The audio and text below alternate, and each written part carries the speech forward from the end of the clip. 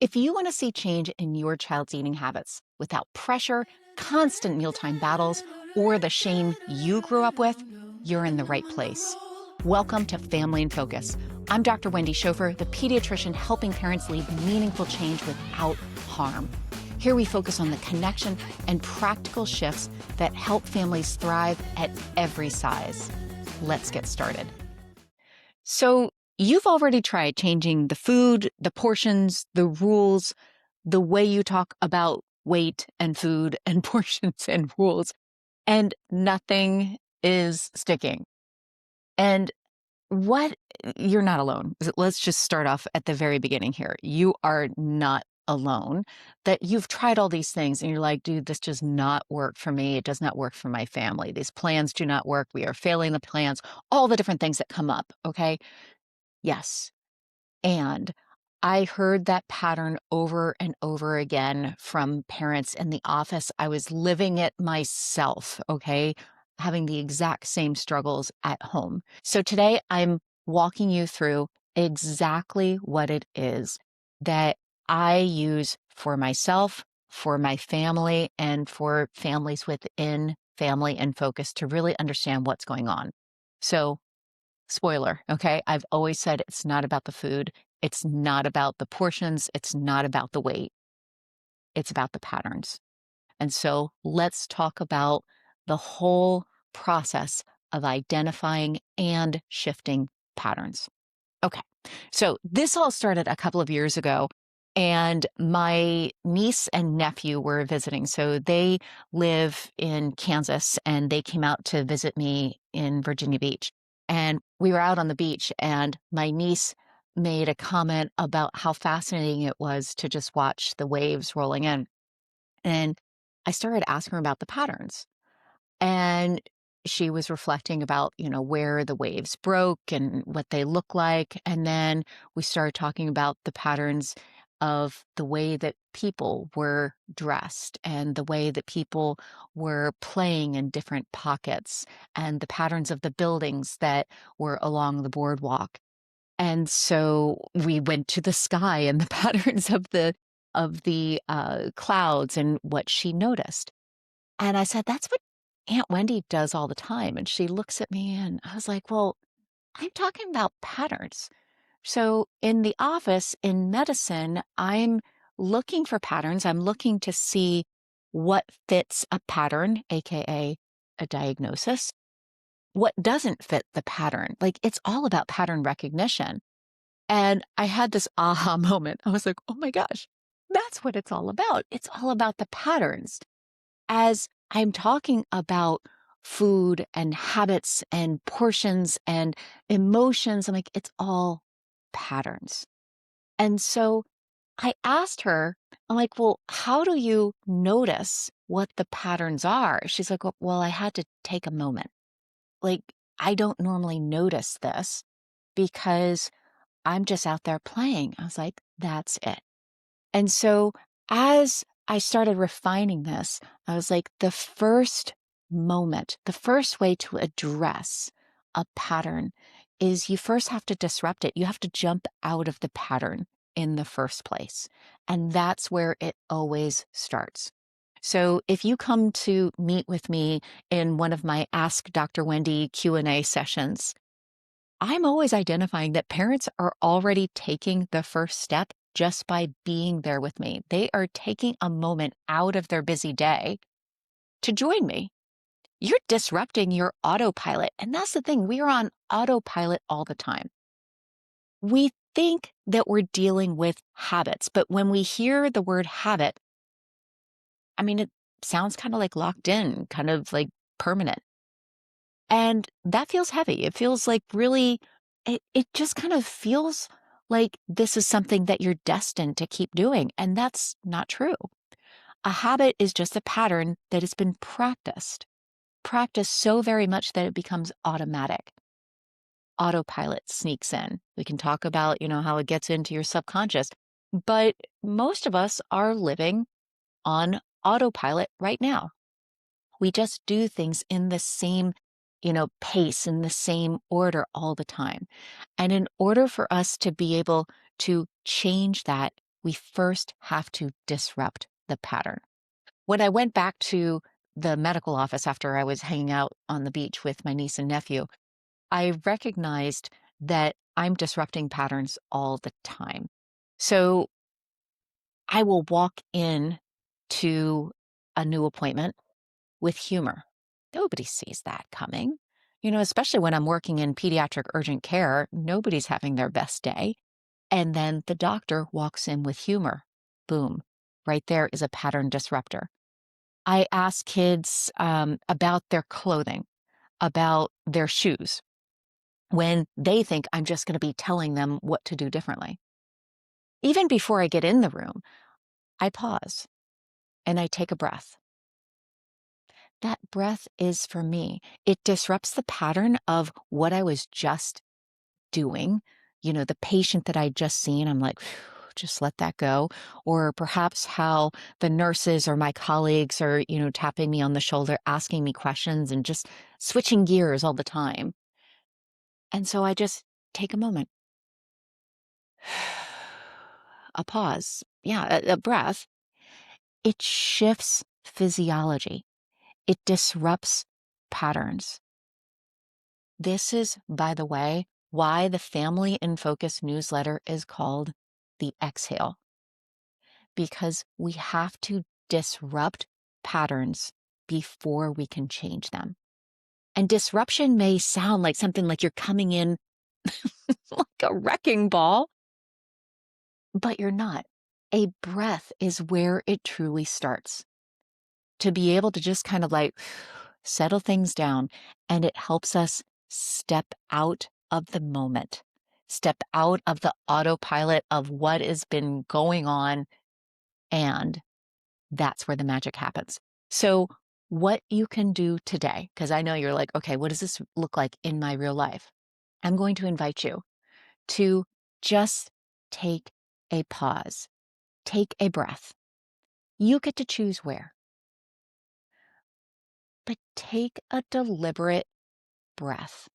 Perhaps it's when you come home. That moment where you're like parked in the car, you're like, do I really want to get out and go to dinner, or am I just going to stay here? Take a breath with a nice long exhale and just notice what happens.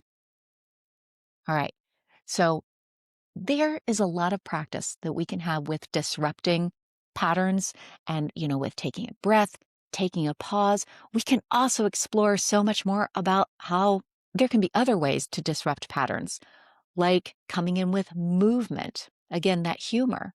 There's a lot of possibilities, but we're going to save that for another time, because now we're going to talk about, once you've disrupted the pattern, well, what is the actual pattern? And this is step 2 in the framework that I use. Get curious. Get curious about the pattern. So you've just taken a moment, you've stepped back, you've taken that pause. You are like, ooh, now I can see a little bit more. And what I'm going to encourage you to look at is not simply the pattern of what's being eaten, not just the pattern of the food or the growth chart. This is where the magic happens, where you can see that there's so many more patterns that are right in front of you, but you have to get curious to be able to see them. I wonder what's there. Patterns about stress, perhaps with emotions like anxiety or shame, exhaustion. Oh, yeah, parents, exhaustion, boredom, maybe patterns about jockeying for who's in control here. Maybe a pattern of a child who's really trying to, I'm trying not to use the word exert, but yeah, to exert their autonomy, to experience and express their autonomy. Inside of Family in Focus, we look at patterns for both your child and for you. So these emotions that you can notice the patterns at the dinner table, well, it's not just what your kids are feeling, it's also what you're experiencing. The patterns can be your relationship with food, what you learned growing up, perhaps the shame the restriction, the control that you experience that you're like, I don't want to do that to my kid, but I don't know what else to do. Notice the patterns because these are really important. They really help us clue in on what all is there at the dinner table that's not just the food. That's the whole point here. If we just focus on the patterns of what's being eaten, what's being served, we miss everything else. And that's how we keep on perpetuating this whole diet culture, shamey, I can't believe you're eating this. Or you really want to eat that? Are you really hungry? Like all the things that just keep on layering on top of it because we think it's about the food. It's not.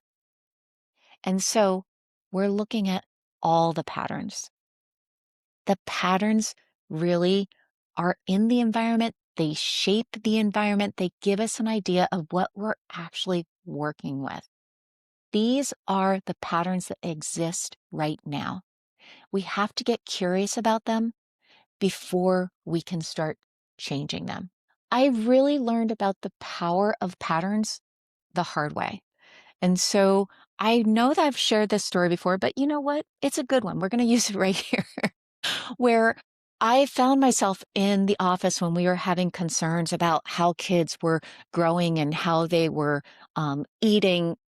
And I would write out the best evidence-based plan for families. I'm like, okay, this is how much you eat. This is how much get your kid to move.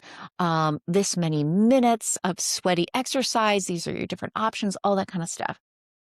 And come back in a couple of months because, nothing changes overnight. And the parents would actually come back and they would tell me, this doesn't work. This doesn't work.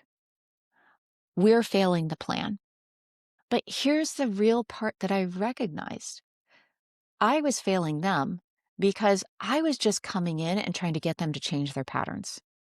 I was just trying to get them to change how they were eating, how they were moving, what they were serving, how they were sleeping, like all the different things that I was prescribing. But I wasn't actually starting with their patterns in the first place. I was just looking at where this child was on the growth curve, maybe the pattern over the growth curve. But I didn't actually know really about where they were starting. What were the patterns that can start off with what do meals look like? What are the emotions that are going on here? What happens when different foods are served? What happens in the dynamic and the relationships and, how are you all interacting at the dinner table? I wasn't getting curious about the patterns. And so when I prescribed change, it was not working. That is why the power of curiosity and really detecting the patterns that exist right now is critical. We have to be aware of that before we can create change without harm. So let's look at what you can do right now. Okay. I'm going to ask you to actually start asking yourself first, what am I feeling? Yes, in order to detect a pattern, it starts off with detecting one thing at a time. But just start with yourself. What am I feeling right now? What is this emotion? We're starting with this because patterns of emotion are really important in the work that we're going to be doing together. And it's really hard to start guessing with your child or to start really understanding what they're feeling if you don't have that experience yourself. So start off with, what am I feeling right now? Exhaustion, frustration, worry, fear, excitement. What is it? Just name it. Just name it. This is starting. Okay. And it's a very important beginning to understand the patterns of emotion that are at the table. Start with you. Okay. So the third part, okay, is, we've already disrupted the pattern so that we can then detect the existing patterns. So we kind of stepped out of it. We're getting curious. What are the existing patterns? And then the third step is to create new patterns. Okay. Easy enough, makes sense. And This is the step that I want to go back to that story before. Okay, where I was saying that I was coming in, I was prescribing change for families. I was telling them the new patterns. And you know what? It was failing. Why? Well, I had to recognize that I wasn't starting with meeting families where they were. Connection. Connection is critical for us to be able to create new habits. Okay, new patterns, new habits without harm. If we come in and just say, this is the new pattern you need to practice, I'm like, whoa, you tell me what to do, I'm going to tell you where to go. My kids do the same thing. And that's why I would find the candy wrappers underneath the bed because I would be coming in and like, you can't have this. They're like, oh, watch this. And then find the candy wrappers. It's building connection. It's creating a new pattern. And the new pattern starts with the relationships with each other before it's a new pattern with food. This is the like completely different approach than what we have been practicing for all these years. This is how we actually create change without harm. It starts by not really changing the pattern of what's being served or how you're moving or all the traditional like diety, health culture, fitness culture kind of baloney. It starts off with connecting with, I see you. I totally am here with you. We're on the same team. That's being an ally. In the office, that was me slowing down and saying, okay, we've just talked about all of these patterns of what's going on in your home. What's one thing that you'd like to try? It actually wasn't me prescribing any kind of change.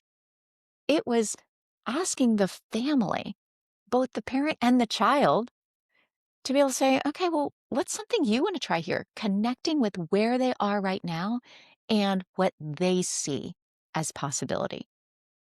Well, copy paste that to what I do within Family in Focus and taking this outside of, the medical office. Well, this applies all the time. We do this at home all the time. When your child is struggling, you see the pattern, you're like, okay, my child is struggling. There's a lot of emotions that are going on here. You've detected all of that. And now you're like, how do I create change? You got to be there with your child. I find that that pause, that breath that I was practicing when I was disrupting the pattern so I could kind of see what's going on, it's really helpful here too. Taking a moment to settle things down, to be able to create connection and be present with my child before I start creating change. The change that happens first starts with us. It totally starts with us. There are multiple layers of creating new patterns, and we are not going into all of them today because, quite honestly, I want this to be more straightforward so you can save this episode and come back to it. And then we're going to build onto it over time. We're going to build onto it by looking at the patterns around yourself. What matters to you? What did you learn about food growing up? Look at your child. Shift from, being someone who's coming in and really trying to help steer the ship, if you will, or to help, really kind of change things to becoming their ally. You're not managing them, you're partnering with them and you're learning and growing and working together. And then the other part of new pattern creation is about emotional regulation. Again, that's that pause that I keep on coming back to. Regulating ourselves first as parents so that we can be in a place to be able to help our kids who are, I'm going to just put it out there, by definition, learning how to regulate. Okay. I didn't say they're dysregulated, but they are needing some practice. Okay. They need some practice. We all do. We all do. So let's go back to that part. Okay. Third part, creating a new pattern. And one thing you can try today. We're going to go back to the emotions. Okay. Remember when you were saying, like, hey, what am I feeling when you were detecting that pattern? I'm going to invite you to model regulation out loud by just naming it. I'm feeling overwhelmed. I'm going to take a breath. It's magical. I just really enjoyed that. So I wanted to take a pause. But it is so very powerful. And this is the new pattern. This is the new pattern. It's regulating for us, regulating our emotions, which just means kind of cooling the jets a little bit in the moment that we need it the most. So, this is the framework that I use throughout my work with family and focus. And if you hear this, if you notice, this is the same framework that I find is working all the time in my conversations at home with my family, in my relationship with myself, how often I find myself taking a pause, disrupting what's going on right now when I'm like, whoa, way overwhelmed. I name the overwhelm, okay, identifying the pattern. And then I connect to what is it that I need to be able to create a new pattern going forward. It's not all about the food. And yet it most definitely applies as we are trying to help our children create new patterns around their eating habits, around their relationship with their food, with their body, and most importantly, with us. With us. That is totally what matters the most, the relationship that we share. So, if this is really resonating with you and you're just like, oh my gosh, this is so much deeper than the food, you are absolutely right. And you can start disrupting and observing today. And let's just call it out, like recognizing shifting the patterns without harm. It takes practice, it takes support, it takes time. And that's exactly what we do within Family in Focus. We work shoulder to shoulder, eye to eye, parent to parent, to really be able to identify your family's patterns, to be able to really connect with emotions, to practice with it. Because let's be honest, this isn't the way that we were raised. We were not raised with the language around emotions. And it is something that is completely accessible because you can create a new pattern. By the way, it can become a new habit. Yes. And really building connection-based change to form new patterns that really stick. So if you're ready to do that together, click the link below in the show notes and learn more to apply to work together, because we absolutely can shift this pattern. All right. I just want to remind you that you are the parents that are creating the change that your family needs. So much love for you. Mwah.